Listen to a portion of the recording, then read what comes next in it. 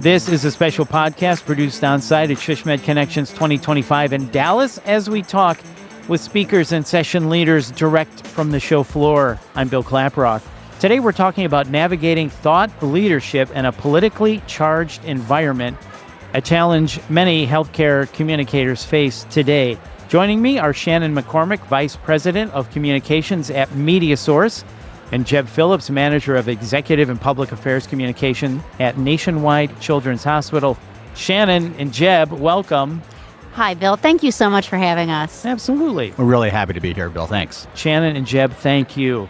This is really a very interesting topic. Shannon, let me start with you. So communications professionals are under tremendous pressure right now as trust in healthcare and science has eroded. What are some of the biggest challenges you're seeing when it comes to guiding organizations through this increasingly politicized climate? Well, Bill, it is an interesting time to be working in healthcare communications. Things are changing rapidly. The biggest challenges, there are quite a few. I am very lucky to work with different healthcare organizations across the country, so we do see a lot of different things, and there are some common themes. I would say polarization of previously neutral topics, issues that once seemed apolitical now feel politically charged, and those require more nuanced communications around them. So if you're following healthcare communications at all, the conversation around vaccines is different. Recently around certain medications, when to take them, when not to take them, things like that. And just a lot of thought needs to go into them, and they're raising a lot of new questions. Also, the speed and the volume of both misinformation and disinformation. An emotionally charged, say, social media post, really any kind of emotionally charged content travels really fast and it really sticks. So working against that, against the misinformation and disinformation is an interesting space for healthcare communicators. And then there's the internal dimension of it all, where I would say in almost every business, this is not exclusive to healthcare, the employees often mirror the divisions we see in society, right? I mean, people work at companies, and communicators have to try to manage alignment, reassurances where they can, and that is creating a challenge too. Thank you for articulating that so clearly. Very interesting when you say there's all of this polarization of what was once neutral topics and how those things are becoming politicized now. Then you also said speed and volume of misinformation and disinformation. Certainly social media has ignited that. And then the internal dimension as well. That's really interesting. So Jeb, Nationwide Children's has developed a really smart, personalized approach to thought leadership. Can you share how that strategy came together and what makes it different from a traditional PR or visibility effort? Well, we started thinking along these lines probably in 2017. There were some challenges then about the future of Medicaid funding, the future of the Children's Health Insurance Program. And our hospital felt that children's voices or a pediatric perspective maybe wasn't being heard as clearly as it should have been. So at that point, we started trying, mostly with our CEO, to place opinion pieces, to have him speak out about those issues. That led us to where we are now, which is this individualized thought leadership program. What I would say really sets it apart from traditional PR or visibility campaign is that this is not just about getting attention. Thought leadership at its best in healthcare helps advance the field. It helps shape and guide what people should be doing out there. It also gives families and children, in our experience, some authoritative information that they might not be getting other places. So there is a benefit to the hospital in publicity, in public exposure, but largely we consider it a part of our mission of helping children's health. Well, Jeb, that really sounds like a really smart strategy. As you talk about that, it really does make sense. So Shannon, one of your learning objectives focuses on identifying and engaging a diverse group of thought leaders. What's your process for helping healthcare organizations recognize who those voices should be and how to prepare them for public engagement. Well, it's an important part of it, right? Because different voices do carry different messages. If you just have one voice out there trying to communicate everything, I think you can lose some of the authenticity. No matter what size organization you are, you need to stop and ask yourself, is the right person the right, the voice on this? A lot of times people will put their CEO or their president out there, and that's usually right on certain topics. It's probably not right on every topic.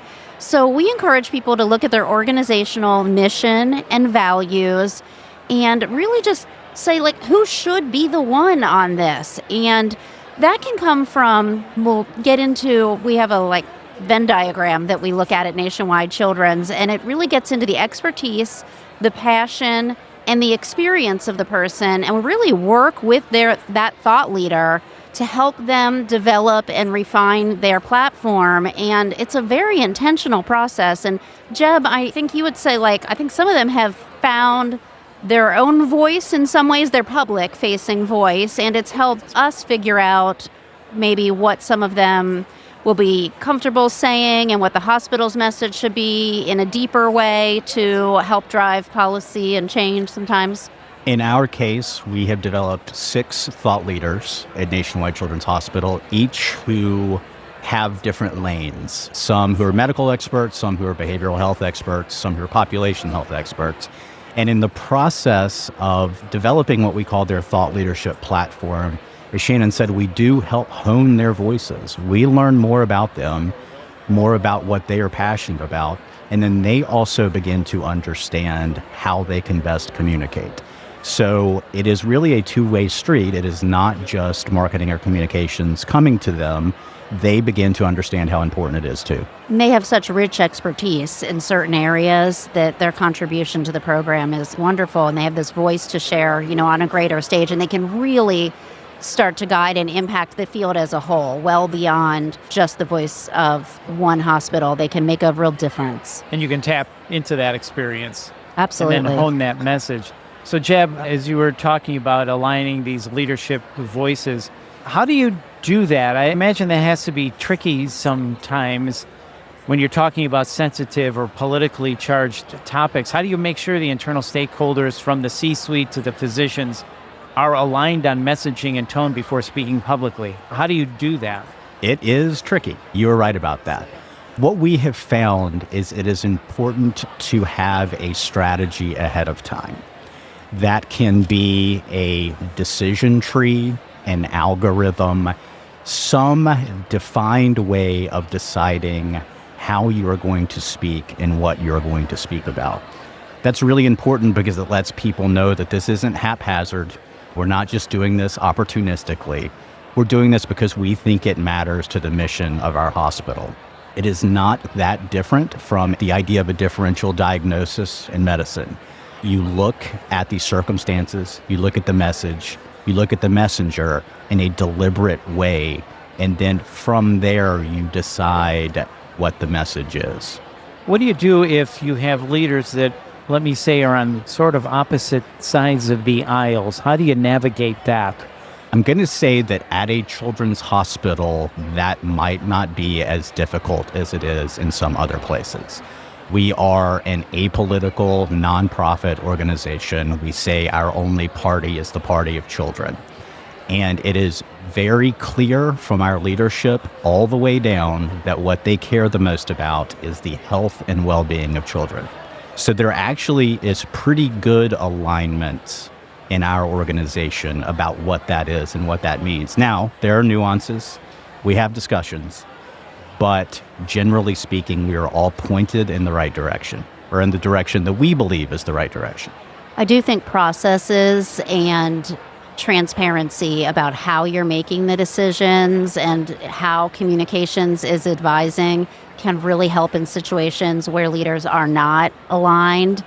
Because if things seem arbitrary, or you're picking this solution because maybe they suspect that's your belief, or that person has a louder voice or something like that, that's not going to fly. That's just going to create problems down the road. But if everybody understands what the policies are and what the process is, you can get a lot farther. So if you have kind of that infrastructure built up front for the organizations where maybe there isn't as much alignment right now, I would recommend transparency on how the decisions are being made and open discussions about that. And I think that you will at least get to understanding faster.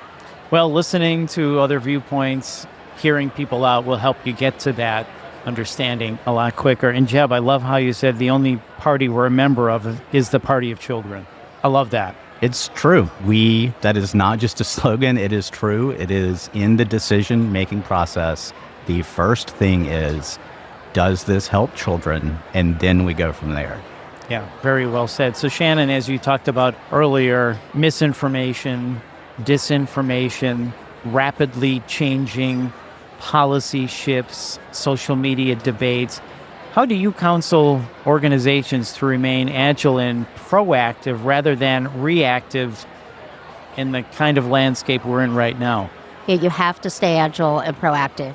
And that means continuously monitoring what's happening in the world, right? Policy and media. We have a team putting together daily briefings that go to executives, not just on what's being said about their organization, but about their peers and in the world, little digestible nuggets of things, because things are changing on the daily and you really have to be on the lookout for the issues that could happen so that we aren't caught off guard. Jeb talked about some scenario mapping and decision trees. These things are good to have. Make the plan for the thing that you can kind of anticipate and hope you never have to use it. But it's better to do some of the thinking ahead of time than when the issue rears its head. Where you can break down silos in communications, Jeb will talk about this in our session, but where you can get government relations and fundraising and public relations and your medical voices all on the same page, and you can increase trust now, right now, before a crisis happens, do it. Because when you get into an emergency or a situation where you need a rapid response, it's much harder to build that foundation in those situations. And frankly, an issue is likely to come up. It just is. Yes, definitely. And since you mentioned your session, a recording of Shannon and Jeb's presentation will be available to members during the SHSMD Connections virtual conference. So Jeb, I'm thinking about metrics, how you measure all of this since you've rolled this out. How are you measuring success, both short-term and long-term, and what metrics or outcomes have been most meaningful to your team? We have short-term, medium-term, and long-term metrics. From the beginning, one of the things that we thought would be the best measure of how we are doing is how many inbound requests are we getting for our experts that we don't have to pitch. Are people starting to understand that our experts are experts, and that when children's health comes up in the public sphere, Nationwide Children's is one of the resources that they should turn to? That is a long-term goal. It is now bearing fruit for us, but it took some time to get there.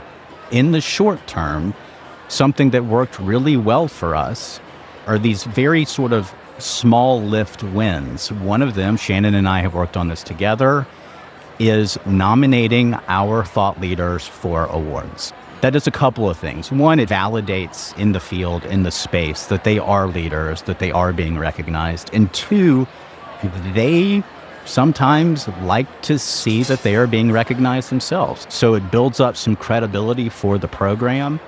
It occasionally allows us to go to them and say, see how this worked? This was important. And it makes them feel better about this. Instead of just a visibility thing, it makes them think that it makes them understand that there really is an impact here. Well, this has really been an important discussion in the times that we live in right now and how to navigate all of this. So thank you both. This has really been important. Before we wrap up, I'd like to get final thoughts from each of you. Shannon, anything else you want to add? Well, it's such an honor to work on this with Nationwide Children's. They are a large pediatric hospital, and they have such a commitment from leadership on this. And I imagine some people listening will think, where would I start on this? They may not have as big of a team. They may not have the infrastructure in place. And I would say it's okay to start small. You can take small steps toward a thought leadership program, and they will make a difference. So start small and measure small wins, and I think you'll be surprised at how quickly that would bear fruit. You stack up those small wins, and it really does add up to something much bigger. It really does, Bill. Yeah, that makes a lot of sense. And Jeb, how about you? Final thoughts? I just want to reiterate something that we've talked about here a little bit, that when we conceptualize thought leadership, we aren't just thinking about PR, we aren't just thinking about visibility. We're thinking about, can this have an impact for the people that we care the most about, children and their families? And so having that mission lens on this, I think, makes us more successful than just trying to get attention for ourselves. Very well said. Jeb and Shannon, thank you so much. Thanks for having us. This was great, Bill. Thank you. You bet. Once again, that is Shannon McCormick and Jeb Phillips. And as I mentioned, a recording of Shannon and Jeb's presentation will be available to members during the SHSMD Connections virtual conference. Please make sure you check that out. This is really important information that Shannon and Jeb are offering. And again, in the times that we live in right now, this is really important info. And if you found this podcast helpful, and please, how could you not? Please share it on your social channels, and please subscribe so you get every episode chock full of goodness, people, from healthcare strategists, marketers, topics, and solutions. To access our full podcast library, visit shsmed.org/podcasts. This has been a production of Dr. Podcasting. I'm Bill Klaproth. Thanks for listening. See ya.